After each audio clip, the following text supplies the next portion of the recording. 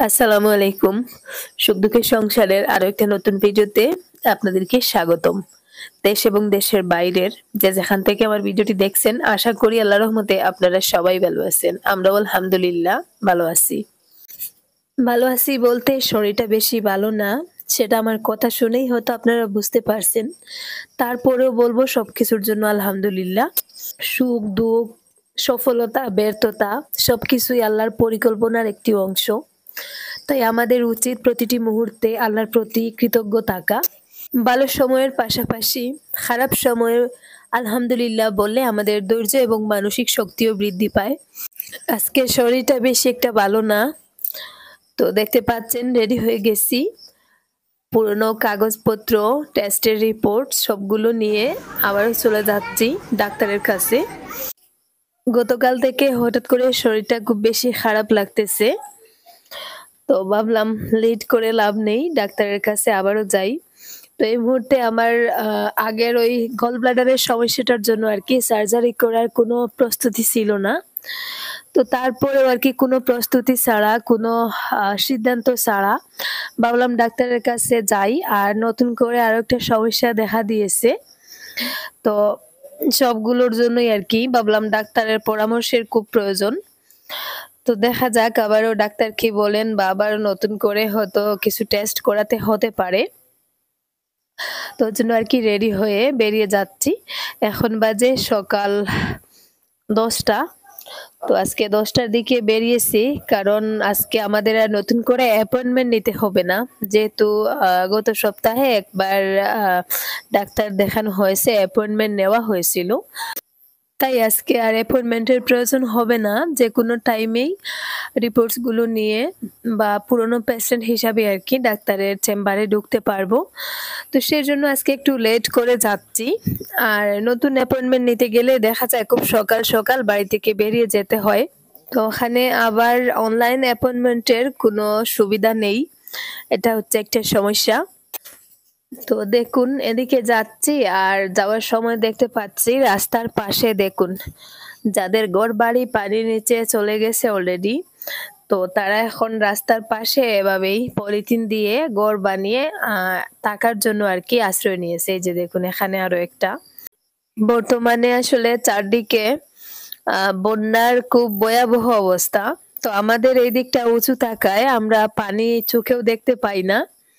তো আমাদের বাড়ি থেকে বেরিয়ে ১০-১৫ মিনিটের রাস্তা এলে দেখা যায় এই অবস্থা। দেখুন আশেপাশে সবকটা বাড়ি পানির নিচে। এই যে দেখুন। তো আসলে চারপাশে গাছপালা থাকায় অতটাও বোঝা যাচ্ছে না। কিছু মানুষের ঘরবাড়ি পানির তলায় চলে গেছে। কিছু বাড়ির উঠানে পানি, কিছু বাড়ির ঘরের ভেতরেও পানি ঢুকে গেছে। তো যারা একেবারে অসহায়, কোথাও যাওয়ার জায়গা নেই, এই যে দেখুন এভাবেই মেইন রোডের পাশে পলিথিন দিয়ে ঘর বানিয়ে আশ্রয় নিয়েছে। তো যাই হোক আমি ফিরে আসার সময় আপনাদেরকে কাছ থেকে দেখাবো বন্যা আক্রান্ত ওই মানুষগুলো কতটা কষ্টে দিন কাটাচ্ছে রাস্তার পাশে। সেটা আমি গাড়ি থেকে নেমে একেবারে সরাসরি সামনে গিয়ে আপনাদেরকে দেখাবো। তো ওটা আসলে ফিরে আসার পথে করব। এখন যেহেতু একটু তাড়াহুড়ো তাই আর গাড়ি থেকে নামছি না। শুধু গাড়িতে বসে, বসে দেখছি আর খুব কষ্ট লাগতেছে। আসলে আমরা তো পাহাড়ি অঞ্চলে থাকায় এতটাও দুর্গতি পোহাতে হয় না আমাদের। অসুস্থতার জন্য মনটা খারাপ আর এদিকে এই মানুষগুলোর এইরকম অবস্থা দেখে মনটা আরো বেশি খারাপ হয়ে যাচ্ছে। এই যে দেখুন সামনে কত সুন্দর একটা বাড়ি, ওই যে সামনে একটা দেখা যাচ্ছে ওটা মনে হয় স্কুল নাকি আমি ঠিক জানি না। জীবনে যত টাকাই থাকুক না কেন আসলে প্রকৃতির কাছে আমরা সবাই অসহায়।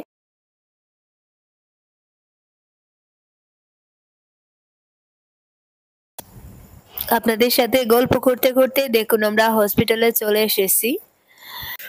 রিকোয়েস্ট করব পুরো ভিডিও জুড়ে আপনারা আমার সাথে থাকুন, দেখতে থাকুন, ভিডিও শেষ অবধি আমার সাথে থাকবেন। আশা করি ভিডিওটা আপনাদের কাছে ভালো লাগবে।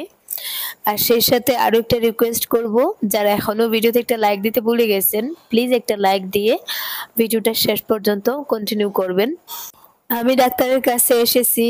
ডাক্তার আমার বিষয়ে কি বলেন বা কি সিদ্ধান্ত নেওয়া হচ্ছে তো এইসব কিছু আজকের এই ভিডিওতে জানতে পাবেন, আর সেই সাথে আরো অনেকগুলো নতুন টুইস্টও আপনাদের সাথে থাকবে। যাওয়ার সময় ওই বন্যাক্রান্ত মানুষগুলোর সাথেও দেখা করে যাব, তো সবটা এই ভিডিওতে থাকবে। সেজন্য রিকোয়েস্ট করব শেষ পর্যন্ত দেখতে থাকুন। তো দেখতে পাচ্ছেন আমরা অপেক্ষা করছি বসে বসে, আর অপেক্ষার টাইমটা আসলে ফুরোতে চায় না। দুনিয়ার সব থেকে খারাপ যে এক্সপিরিয়েন্সটা আমার, সেটা মনে হয় এই বসে বসে সময় কাটানো। এমনিতে বাড়িতে কোনো কাজের মধ্যে থাকলে বা হাঁটা চলার মধ্যে থাকলে দেখা যায় সময়টা খুব তাড়াতাড়ি চলে যায়, কিন্তু বসে বসে 1 ঘন্টা সময় কাটানোটা মনে হয় খুব কষ্টকর। তো যাই হোক, আমাদের টাইম প্রায় চলে এসেছে ডাক্তারের চেম্বারে ঢোকার জন্যই আর কি। বাইরে দাঁড়িয়ে অপেক্ষা করতেছি।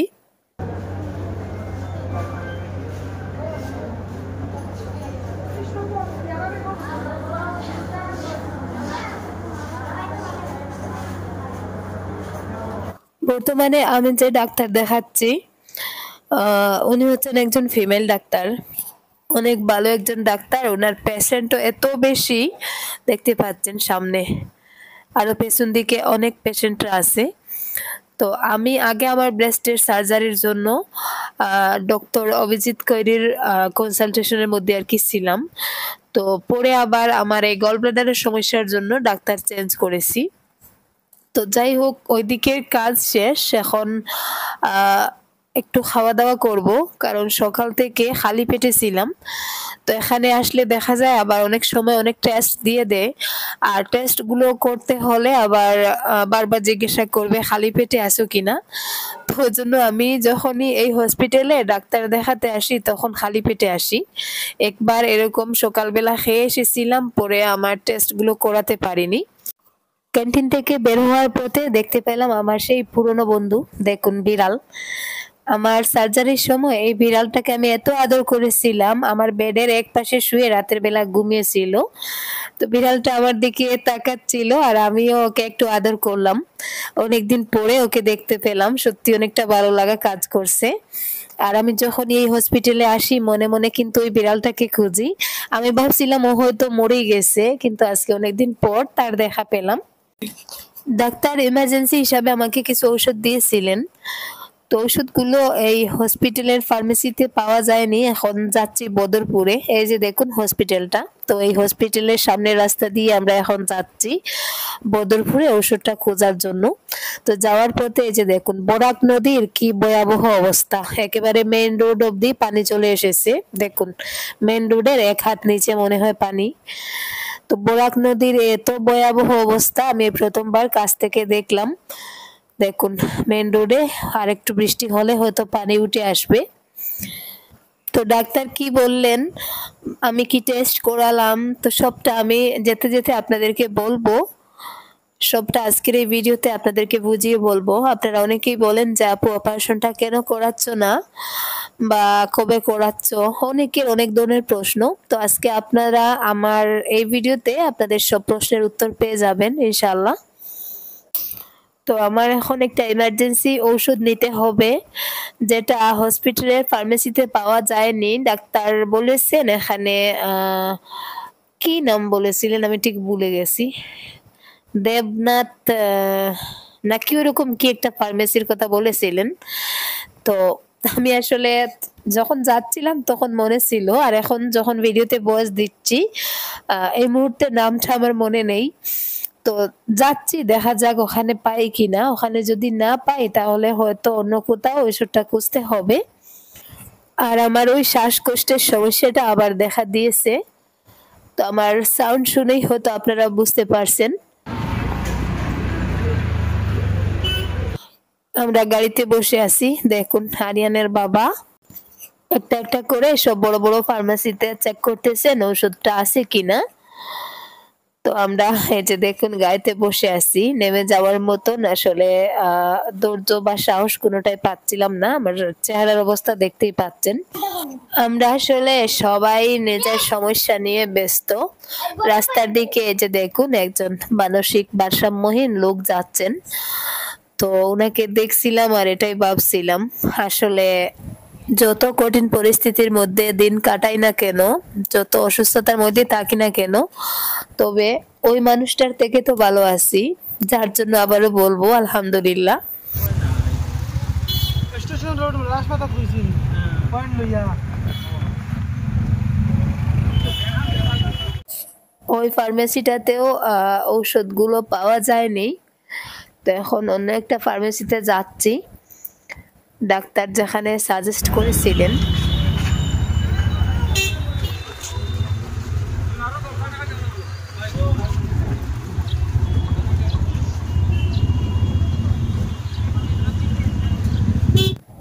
দেখুন স্টেশন রোডের একেবারে লাস্ট মাথায় আমরা চলে এসেছি। এই পাশেই হচ্ছে বদরপুর রেলওয়ে স্টেশন। তো স্টেশনে এসে একটা ট্রেন ঢুকতেছে, তো এটা মনে হয় বিস্টাডোম ট্রেন, যেটাতে আমরা একবার গুয়াহাটিতে গিয়েছিলাম। 2:45টার সময় মনে হয় এটা বদরপুর জংশন থেকে গুয়াহাটির উদ্দেশ্যে রওনা দেয়।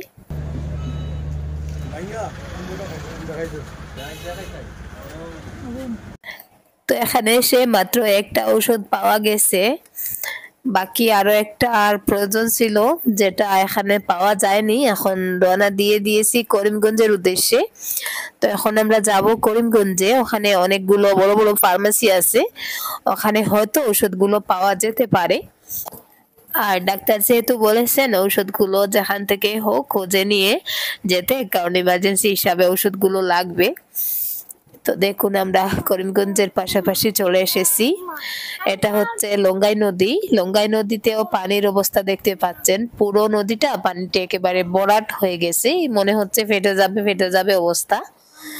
তো আমরা চলে এসেছি করিমগঞ্জ শহরে। তো জানি না আসলে এখানে ঔষধটা পাবো কিনা, কারণ আমাদের এইদিকে আমি একটা জিনিস লক্ষ্য করে দেখেছি, শিলচরে যদি ডাক্তার দেখানো হয় তাহলে শিলচরের ডাক্তাররা যে ওষুধগুলো দেন ওগুলো করিমগঞ্জে পাওয়া যায় না, আবার বদরপুরের ডাক্তার দেখালে ওগুলো করিমগঞ্জে পাওয়া যায় না। তো দেখা যাক এখানে পাওয়া যায় কিনা। একটা একটা করে সবকটা ফার্মেসি খুঁজে খুঁজে দেখতেছি, একটা ওষুধের জন্য সারাদিন খোঁজাখুঁজি করে। তো যাই হোক এখানে এসেও একটা দুইটা করে সবকটা ফার্মেসি খুঁজে খুঁজে দেখলাম, ওষুধটা পাইনি। তো পরে আমরা এই যে একটা ফার্মেসিতে ওষুধটা পেয়ে গেছি আলহামদুলিল্লাহ।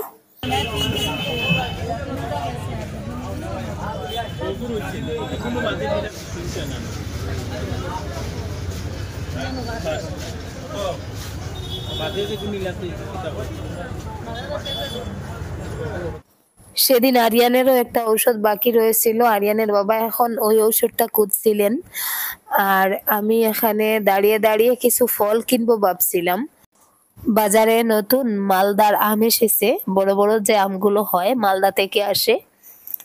তো মালদার আমের টেস্ট গুলো আমার কাছে খুব ভালো লাগে।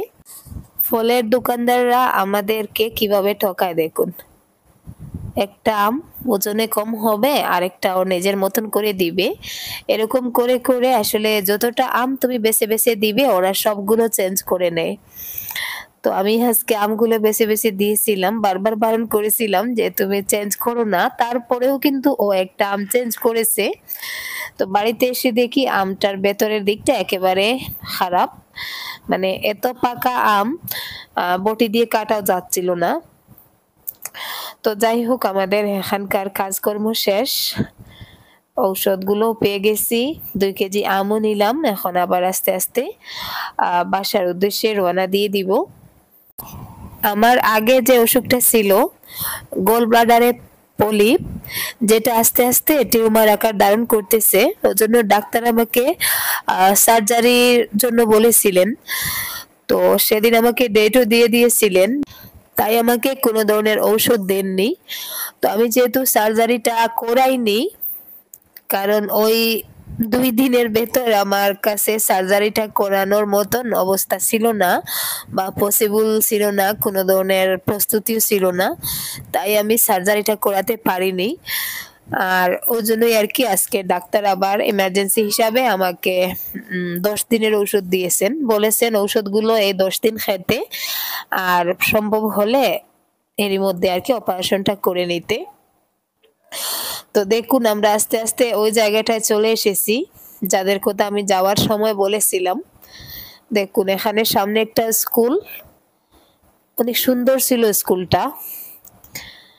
চারপাশে কচুরিপানা, কচুরিপানার জন্য আসলে পানিটা দেখা যাচ্ছে না। কচুরিপানার নিচে এত পানি যে একটা মানুষ পড়লে কিন্তু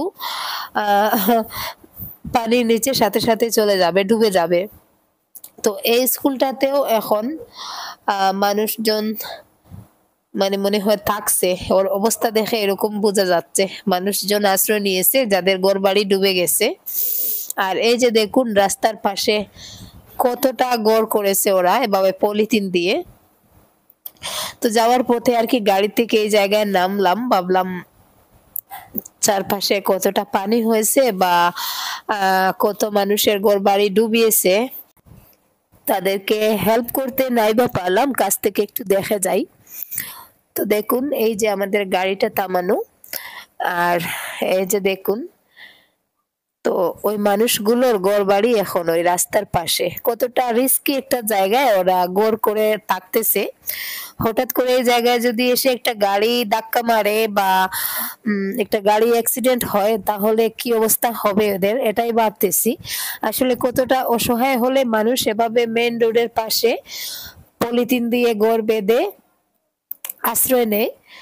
তো যাই হোক, আমার কথা বলতে কিন্তু কষ্ট হচ্ছে, তাই কথাগুলো গুছিয়ে বলতে পারতেছি না। যাওয়ার পথে বলেছিলাম আপনাদেরকে যে যাওয়ার সময় ওদেরকে কাছ থেকে আপনাদেরকে দেখাবো।